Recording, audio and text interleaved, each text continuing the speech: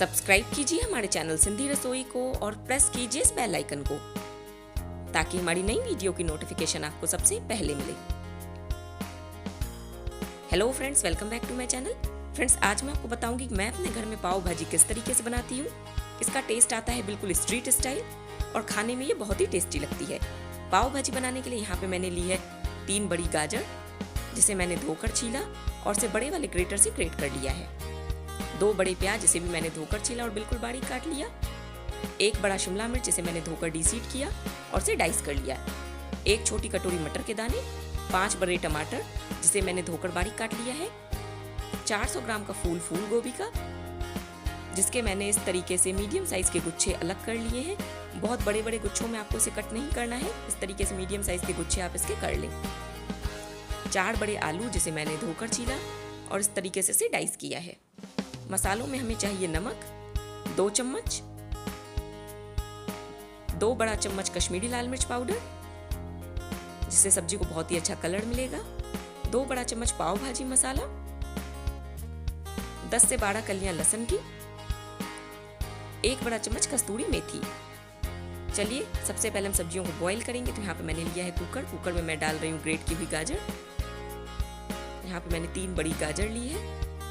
दोस्तों, गाजर टमाटर आप बिल्कुल लाल यूज करें। जितनी ज़्यादा लाल आपके गाजर और टमाटर होंगे उतनी ही सब्जी का कलर अच्छा आएगा।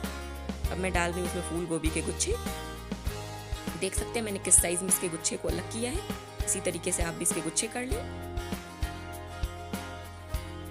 1 बड़ा डाइस किया हुआ शिमला मिर्च को आप डीसीड करने के बाद ही डाइस करें।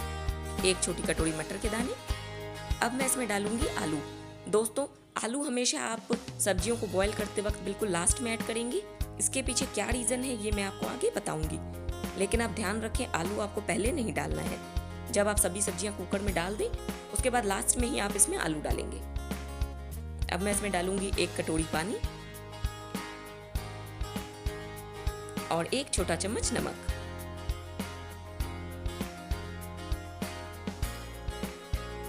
फ्लेम मैंने हाई रखी है। कुकर को हम लिड से 2 मिनट के लिए कवर करके रखेंगे ताकि सब्जियां थोड़ी सी रिड्यूस हो जाएं और हम कुकर का ढक्कन बंद कर सकें। 2 मिनट के लिए मैं इसे इसी तरीके से छोड़ दूंगी। 2 मिनट हो गया है, आप देख सकते हैं सब्जियां थोड़ी सी रिड्यूस हो गई हैं। तो कुकर का ढक्कन मैं बंद कर रही हूँ और इसे हाई फ्लेम पे 3 सीटी आने तक पकने दूंगी। चलिए जब तक कुकर में सीटियां लगती हैं हम वेट करते हैं। कुकर में 3 सीटियां लग गई हैं, उसका प्रेशर भी अब रिलीज हो चुका है। चलिए हम चेक करेंगे सब्जियां गली हैं या नहीं। आप चाहें तो इसे अपने हाथों से भी चेक कर सकते हैं। मैं यहाँ पे फोक से चेक कर रही हूँ। ये देखिए आलू बिल्कुल अच्छे से गल गए हैं, यानी कि सभी सब्जियां पक चुकी हैं। तो अब मैं क्या करूँगी, आलू को मैं निकाल लूँगी। इसीलिए मैंने आलू ऊपर से डाले थे ताकि हमें इसे अलग से बॉयल नहीं करना पड़े, क्योंकि जब हम पाव भाजी बनाते हैं तो सब्जियाँ तो जल्दी मैश हो जाती हैं लेकिन आलू मैश होने में टाइम लेते हैं। तो इसीलिए मैंने आलू को ऊपर से डाला ताकि मैं इसे आसानी से निकाल पाऊँ और इसे अलग से मैश करके पाव भाजी में ऐड करूँ। इस तरीके से मैं अच्छे से आलू निकाल लूँगी। इसके साथ अगर कोई और सब्जी भी आ रही है तो कोई प्रॉब्लम नहीं है, हमें मैश ही करना है। यहाँ पे मैंने कढ़ाई ली है। कढ़ाई में मैंने डाल दिया 1 बड़ी कड़छी रिफाइंड तेल। इसे हम अच्छे से गर्म करेंगे। तेल अब गर्म हो चुका है तो इसमें मैं डालूंगी कटे हुए प्याज। यहाँ पे मैंने 2 बड़े प्याज लिए थे, जिसे मैंने धोकर छीला और बिल्कुल बारीक काट लिया है। प्याज को चलाते हुए मैं हाई फ्लेम पे पकाऊंगी जब तक ये ट्रांसलूसेंट ना हो जाए।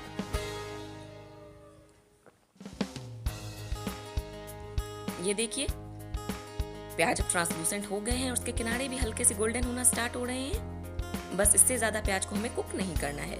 फ्लेम को मैंने कर दिया है लो और इसमें मैं डाल रही हूँ 1 चम्मच क्रश की हुई लहसुन। लहसुन को मैंने अदरक कूटने वाले में क्रश करके रखा था। लहसुन को भी हम 10 सेकंड के लिए प्याज के साथ भून लेंगे ताकि इसका कच्चापन दूर हो जाए। बहुत ज़्यादा देर के लिए नहीं पकाना है, नहीं तो लहसुन की खुशबू निकल जाएगी। अब मैंने यहाँ पे डाल दिया 2 बड़ा चम्मच कश्मीरी लाल मिर्च पाउडर। इसे भी हम प्याज के साथ अच्छे से मिक्स करेंगे और फ्लेम रखी है मैंने बिल्कुल लो। अब मैं इसमें डाल दूंगी कटे हुए टमाटर। यहाँ पे मैंने 5 बड़े टमाटर लिए थे, जिसे मैंने काट लिया है। दोस्तों, जैसा कि मैंने बताया सब्जी बनाने के लिए आप अच्छे लाल टमाटर का यूज़ करें, जिससे सब्जी को अच्छा कलर मिलेगा। यहीं पे मैं डाल रही हूँ 2 बड़ा चम्मच बटर।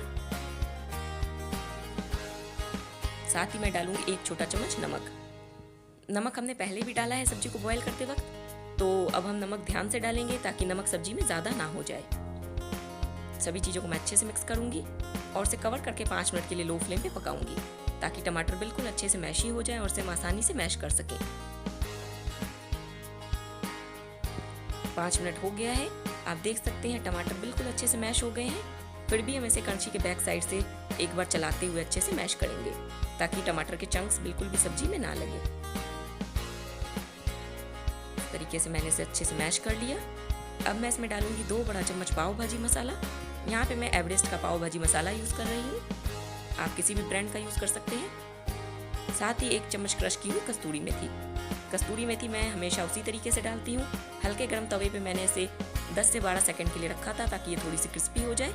इसके बाद मैंने इसे इस तरीके से क्रश करके सब्जी में यूज़ किया है।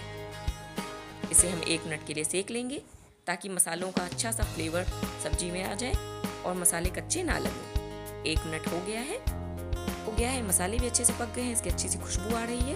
तो अब मैं इसमें डालूंगी बॉईल की हुई सब्जियों का पानी अभी हमें ऐड नहीं करना, थोड़ी थोड़ी करके हम इसमें उबली हुई सब्जियां डालेंगे और इसे मैश करते जाएंगे। यहाँ पे मैंने 1/3 बॉइल्ड वेजिटेबल्स इसमें ऐड किए हैं और इसे कड़छी के बैक साइड से अच्छे से मैश करेंगे। आलू क्योंकि हमने निकाल के रखे हैं, तो बाकी सब्जियां मैश होने में इतना ज़्यादा टाइम नहीं लेंगी। अगर मैं आलू मिक्स कर देती तो वो मैश होने में थोड़ा टाइम लेते और आपको पाव भाजी बनाने में ज़्यादा टाइम देना पड़ता। इसीलिए मैंने आलू को अलग कर लिया है और उसे अलग से मैश करके रख दिया है। ये देखिए सब्जियां कितनी जल्दी मैश हो गई। इसी तरीके से मैं इसमें धीरे धीरे करके सब्जियां ऐड करूंगी और इसे अच्छे से मैश करती जाऊंगी। ये देखिए दोस्तों, यहाँ पे मैंने टोटल सब्जियां इसमें डाल दी हैं और ये जो वेजिटेबल स्टॉक बचा है इसे भी हम फेंकेंगे नहीं, इसे हम बाद में यूज करेंगे। बस आप थोड़ी थोड़ी करके सब्जियां डालें और इसे अच्छे से मैश करते जाएं। सभी सब्जियां अच्छे से मैश हो चुकी हैं, देख सकते हैं कुछ भी अलग से पता नहीं चल रहा। मटर के दाने अगर दिख रहे हों तो उसमें कोई इशू नहीं है। आलू को मैंने अलग से मैश करके रखा है, तो थोड़ा थोड़ा करके हम यहाँ पे मैश किया हुआ आलू डालेंगे और इसे भी इसी तरीके से सब्जियों के साथ मिक्स करते जाएंगे।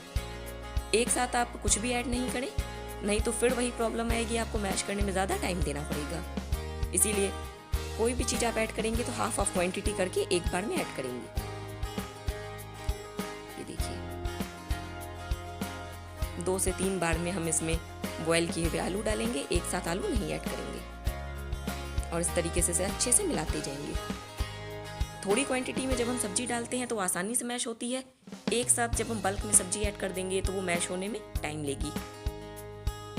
तो इसीलिए मैं यहाँ पे एक साथ सब्जियाँ इसमें ऐड नहीं कर रही थी, धीरे धीरे करके मैंने इसमें सब्जियाँ डाली और इसे अच्छे से मैश कर लिया है। अब मैं इसमें डालूंगी ये वेजिटेबल स्टॉक। जो सब्जियों को बॉयल करते वक्त हमने पानी यूज़ किया था, वही पानी मैंने इसमें अभी ऐड किया है। इसे भी हम अच्छे से इसमें मिक्स कर लेंगे और सभी चीज़ों को अच्छे से मैश करते जाएंगे। फ्लेम मैंने लो रखी है। सब्जी को हम हाई फ्लेम पे नहीं बना रहे हैं, इसे मैं लो फ्लेम पे ही बना रही हूँ। सब्जी चलाने में अब काफ़ी ज़्यादा मेहनत लग रही थी, तो मैंने यहाँ पे 1 कटोरी पानी डाला है। जब सब्जी आपको चलाने में हार्ड लगे तब आप इसमें पानी डाल दें। सब्जी को मैंने कवर किया और ढक करके इसे 5 मिनट के लिए लो फ्लेम पे पकाऊंगी। 5 मिनट हो गया है। जो भी हमने इसमें ऑयल और मक्खन डाला था वो अब किनारों पे आ गया है, आप देख सकते हैं, यानी कि सब्जी बन चुकी है। तो इसमें मैं डाल दूंगी नींबू का रस। मैं यहाँ पे 1 छोटा नींबू का रस डाल रही हूँ। तकरीबन 2 से 3 बड़े चम्मच मैंने यहाँ पे नींबू का रस डाला है। इसे भी हम सब्जी में अच्छे से मिक्स कर देंगे। आप देख सकते हैं सब्जी का कितना अच्छा कलर आया है और ये कितनी जल्दी बन के तैयार हो गई। इसे बनाने में मुझे टोटल 15 मिनट का ही समय लगा है, इससे ज़्यादा टाइम इसमें नहीं लगा है। तो इस तरीके से अगर आप पाव भाजी बनाएंगे तो आप आसानी से इसे घर पे बना भी पाएंगे और उसका टेस्ट भी बिल्कुल बाजार के जैसा आएगा। ये देखिए सभी चीज़ें बिल्कुल अच्छे से मैश हो गई हैं और सब्जी की कंसिस्टेंसी आप अपने हिसाब से थिक या थिन रख सकते हैं। मैंने यहाँ पे मीडियम कंसिस्टेंसी की सब्जी बनाई है। अब मैं इसमें डाल रही हूँ 2 बड़ा चम्मच बारीक कटा हुआ हरा धनिया। दोस्तों जैसे ही प्याज ट्रांसलूसेंट हो गए थे उसके बाद से मैंने सब्जी को लो फ्लेम पे ही पकाया है। फ्लेम को मैंने बिल्कुल भी हाई नहीं किया। तो इसी तरीके से आप भी सब्जी को लो फ्लेम पे ही पकाएं। चलिए अब मैं आपको सब्जी सर्व करके दिखाती हूँ। ये देखिए कितना अच्छा कलर आया है सब्जी का। अब ये एक फाइनल स्टेप बाकी है, वो मैं आपको दिखा रही हूँ।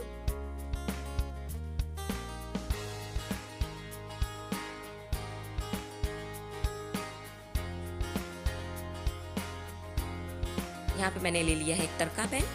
इसमें मैं डाल दूंगी 1 चम्मच बटर और इसे अच्छे से मेल्ट कर लेंगे।